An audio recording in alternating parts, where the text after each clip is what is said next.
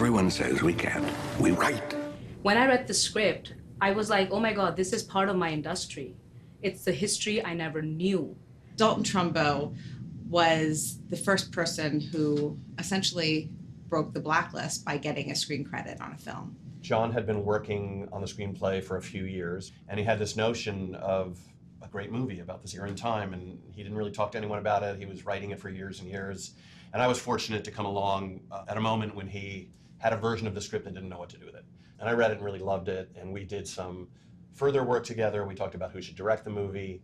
I gave it to Jay Roach. Another kind of 9 to 12 months of development went by. There were sort of successive phases of development, which was getting the script down to a fighting weight. And biopics are really tough. It's so tempting to sort of tell too much story.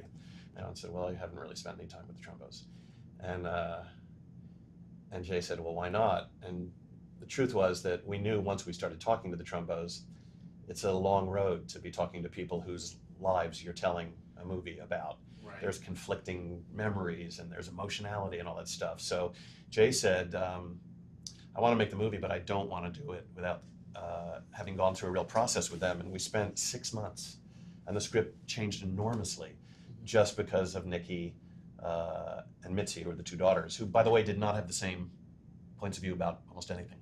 As I started telling people that I was producing Trumbo, people came to me and said, you know, my grandfather was on the blacklist, or my uncle was a blacklist member. I'm so happy that this story is coming to light. Fire Dalton Trumbo.